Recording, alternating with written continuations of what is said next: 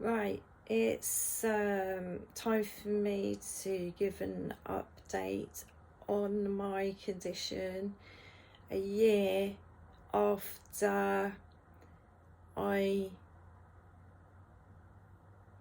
had my first collapse, whatever that could be classed as.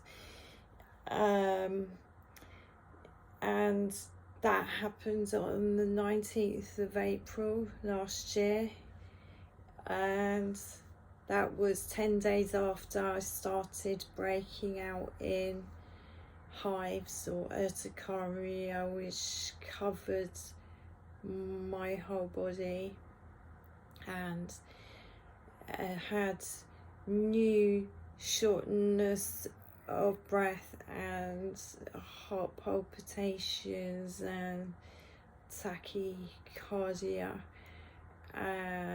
So what happened that day on the 19th was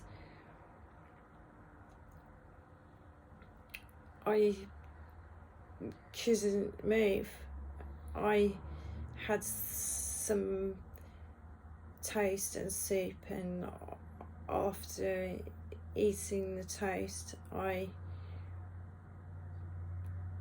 during eating the toast, my heart started pounding and I felt like I was going to pass out. So I phoned Simon and I couldn't speak to him. And I also couldn't move and felt like I was losing consciousness. So that has happened again many times since then, especially after eating. So I wanted to do this update on the 19th, a year after that happened, but I wasn't well enough to do it. So I'm doing it today on the 21st. So what's changed in a year?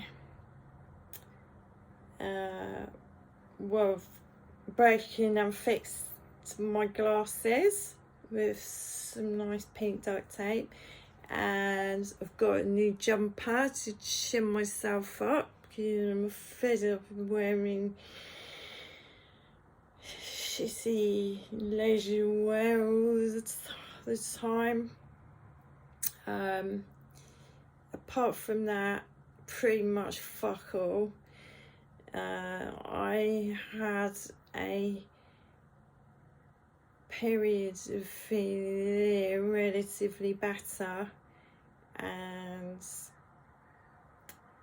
recently I've been much worse again.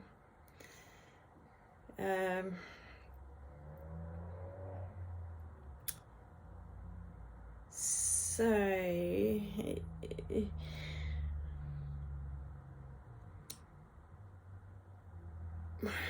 there's no diagnosis. So what's happened is this is what I think's happened. I think I had an infection which caused mast cell activation, which is why I had the urticaria. And given the other symptoms and all the other symptoms I haven't even mentioned, like the interstitial cystitis,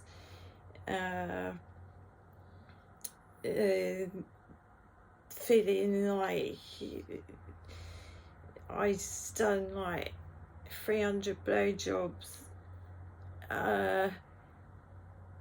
and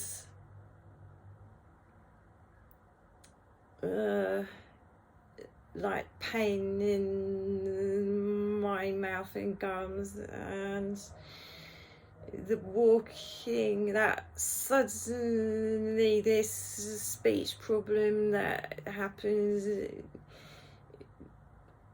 on since the 19th, and the ataxic gait, yeah,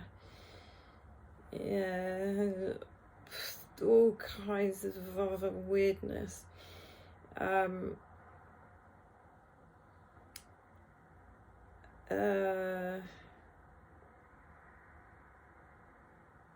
don't know what I was talking about. Well, generally I do. I'm not sure where I was going with that. Oh yeah, this is what I think. This is my hypothesis. I think I caught COVID, and if it wasn't COVID, it was something else that my body had very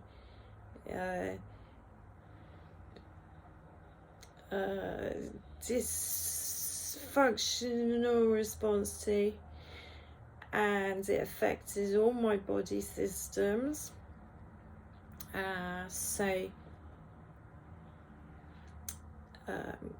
Autonomic nervous system issues are pervasive, so that's dysautonomia and muscle activation that I said before, and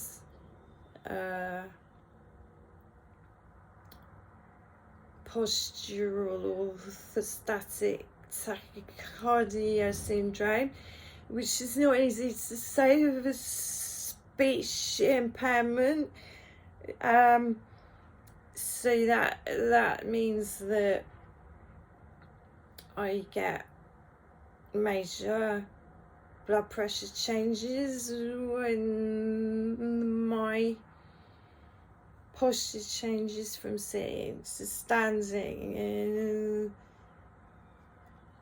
which often results in me not being able to walk properly, and or not being able to move, or like just getting all weird. So the reason I'm going on and on and on about this is that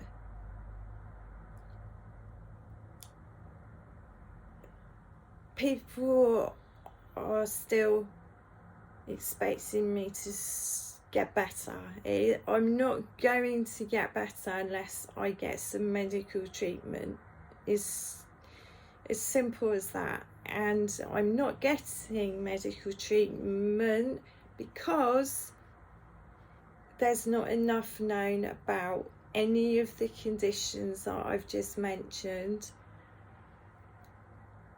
or my pre-existing diagnosis of myalgic encephalomyelitis / chronic fatigue syndrome.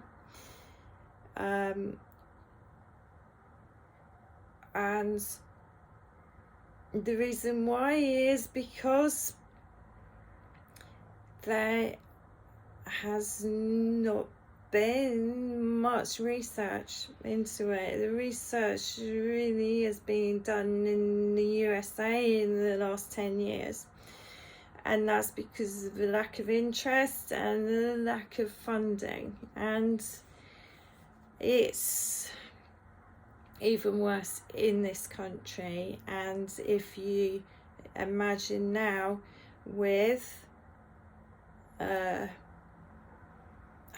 hundreds of thousands, in fact it's estimated at nearly 1 million now, people now with long COVID, which is very similar to ME, and some people have been diagnosed now with ME, and this is all still very much unknown because of lack of time, research and funding.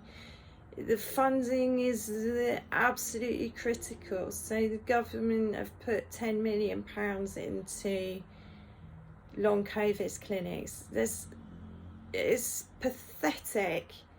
It's just bullshit. It is an insult, actually. And the problem is that the very small amount of specialists, NHS, ME/CFS clinics are now being annexed to support long COVID. It's a disaster. It's a disaster for people with ME, and it's a disaster for people with long COVID. That is why it's really, really important to support us to get the funding that we need.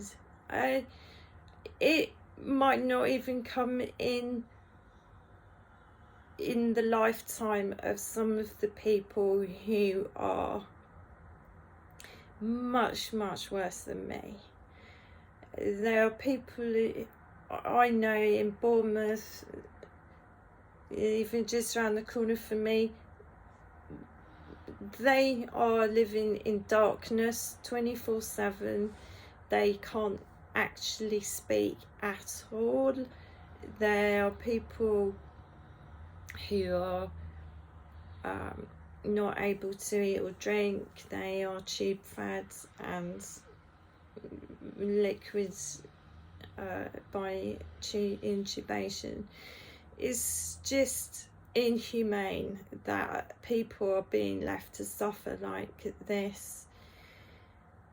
And the prevalence, just to put this in perspective, of ME/CFS is much greater than the amount of people suffering with diseases like HIV/AIDS and multiple sclerosis. But the funding is much, much, much, much less. And I'm worth 12p a year. That's the government spending on trying to help me get my life back, to be able to walk again, to live independently, is 12p. If you don't think that I'm worth more than 12p, then, press stop. But if you do think I'm worth more than 12p a year, please get involved in advocating for people with ME, and that is writing to your local MP, writing to your local paper, letters to the editor, and click on the links and find out more about it, and getting involved in campaigning and spreading awareness and advocating for us, and take part in the fundraising.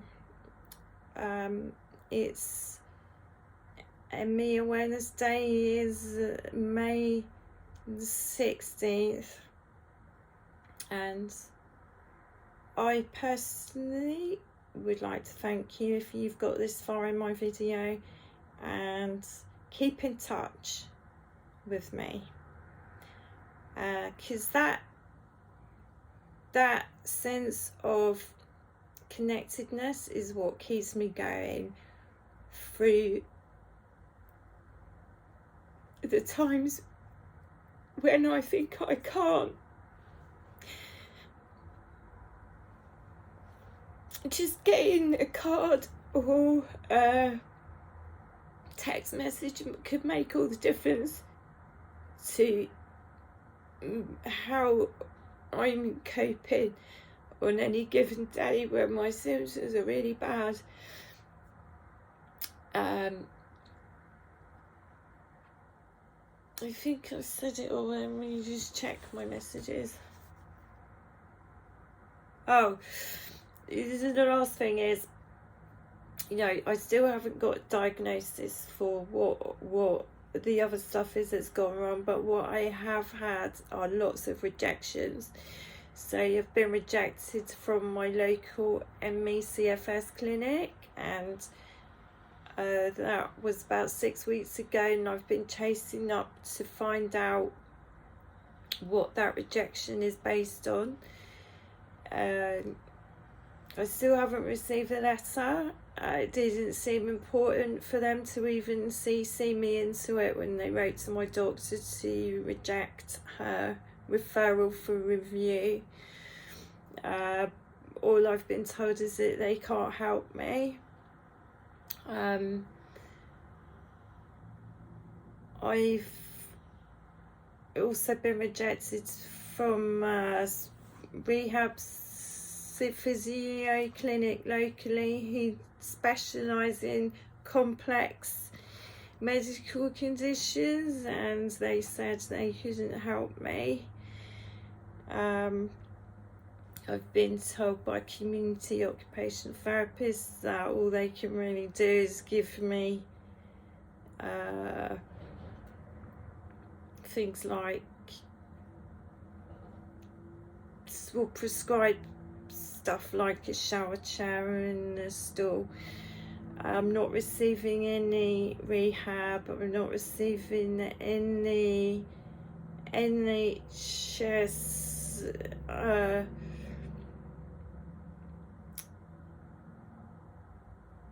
I can't remember what I was going to say.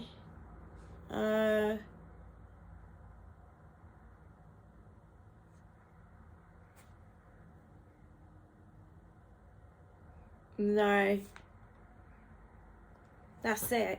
That's enough, isn't it? Alright. No, that's it. I think I finished. I could always add a bit later if I haven't finished. Anyway, it's still me. I'm still